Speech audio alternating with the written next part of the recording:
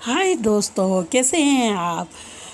उम्मीद है अच्छे होंगे। आज फिर हम एक हैरत अंगेज जानकारी के साथ, जैसे कि आज वर्ल्ड हेरिटेज डे है। इस मौके पे हम बताते हैं कि इंदौर का नाम शुरू से इंदौर नहीं था, इसका नाम इंदौर था और 1818 में मिला ये नाम। सुन के आपको हैरत हुई होगी ना। अब हम आगे बताते हैं आपको। इंदौर, जिसे पहले इंदौर कहते थे और आज मिनी मुंबई कहते हैं, वो दौर था जब वहाँ की सड़कों पर बैलगाड़ियाँ और कान्हा नदी में नाव चलती थी। अब हो गया एमपी की बिजनेस सिटी, जिसे दुनिया इंदौर के नाम से जानती है। अब होलकर रियासत के संस्थापक मल्हार राव होलकर ने अपने आखिरी दिनों में राजवाड़ा बनवाने की शुरुआत की थी, यानी उनकी इसमें अहम भूमिका थी। इस इमारत को 3 बार 1801, 1908 और 1984 में आग लगाई गई है। पता नहीं लोग आपसी रंजिशों में देश की धरोहर को क्यों नुकसान पहुंचाते हैं। फिर महाराजा यशवंत राव ने उज्जैन में आक्रमण किया था। जवाबी हमले में सर्वेराव घाटगे ने इंदौर पे आक्रमण किया और इंदौर को लूटा। कहते हैं ना कि हमें तो अपनों ने ही लूटा। और राजवाड़ा की 2-3 मंजिलों में ऊपरी में आग लगा दी। फिर उसकी मरम्मत करवाई। फिर उसके बाद सन 1908 में राजवाड़ा के लेफ्ट विंग में आग लगी। फिर 1984 के दंगों में राजवाड़ों को नुकसान पहुंचाया, जिसमें 2 शीश महल जलकर खाक हो गए। फिर धीरे धीरे तरक्की होती गई। ऐलान में बड़ी स्क्रीन लगाकर क्लब के दोस्तों के साथ गद्दों पे फिल्म देखने का चलन शहर में आ गया। लेकिन इंदौर में 1917 में ओपन थिएटर खुल गया। तब नंदलालपुरा में तंबू में रॉयल सिनेमा शुरू हुआ था। इंदौर में पहली बार सिनेमा यहीं देखा गया और उसी टाकीज का नाम रीगल टाकीज कहलाया। यानी रीगल टाकीज का इतिहास कितना पुराना है। अंग्रेज़ अफसरों को इसका कैप्टन बनाया गया और ख़ासियत ये रखी कि बालकनी में सिर्फ सूट पहनने वाले ही बैठ सकते हैं और राज परिवार के लिए विशेष बॉक्स बनाए गए थे।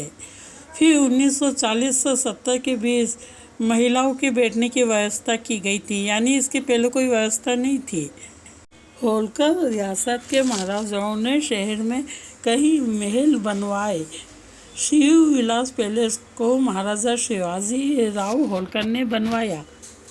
जब राजवाड़ा को ओल्ड पलासिया कहा जाने लगा और शिव विलास पैलेस को न्यू पैलेस कहा जाने लगा। इसका ड्राइंग रूम ही बहुत ही खूबसूरत है। इसमें जो इंटीरियर हुआ वो यूरोपियन पेंटिंग से लेकर फानुस तक लगा हुआ है।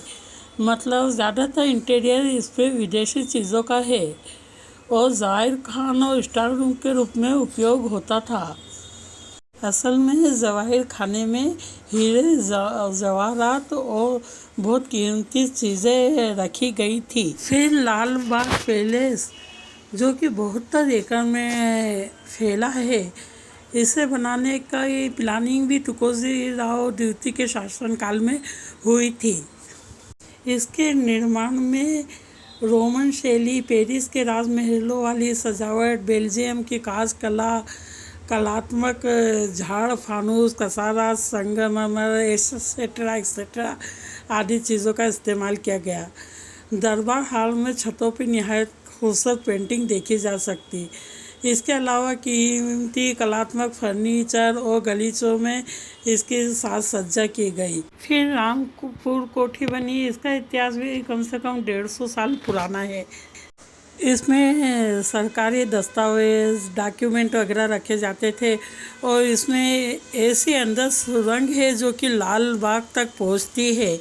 उस टाइम की टेक्नोलॉजी का भी क्या कहना। फिर कृष्णपुर छतरिया, उसके सामने फ्रूट मार्केट का निर्माण कराया गया, यानी बहुत सालों से फ्रूट मार्केट वहाँ। और उसे भुजंग केट मार्केट भी कहा जाता था। चारों ओर हरियाली, 35-40 छतरियाँ। उस टाइम राजा राम लाल नंदलाल मंडलोई ने की थी। और फिर उसके बाद शुरू हुई शहर से तकरीबन 11 किलोमीटर दूर भमोरी तालाब के किनारे होलकर राजाओं ने ये महल शहर के शोरगुल से दूर एकांत में हरियाली के बीच वक्त बिताने के लिए बनवाया था। तालाब के पानी को छूकर आती हवाएं और आसपास के पेड़ पौधे होने से ये महल काफ़ी ठंडा रहता था। होलकर रजवाड़े गर्मियां यहीं बिताते थे। मालवा के पठार पे जब मई और जून के महीने में बहुत ज़्यादा गर्मी पड़ती थी, जब ये माहौल इतना सुकून भरा महसूस होता था क्योंकि आसपास से जो हवाएं आती थी पूरा उसे ठंडा कर देती थी। अब बारी आई इंदौर का प्रसिद्ध हवा बंगला।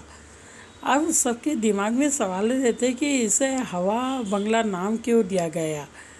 असल में जब ये इमारत बनी, इंदौर पश्चिमी रंगवाजा मार्ग स्थित हवा बंगले को ऊंचे टीले पे कुछ इस तरह बनाया गया कि दिनों के 8 पहर बंगले के सभी 25 कमरों में हवा का प्रवाह बना रहे और क्रॉस वेंटिलेशन होता रहे।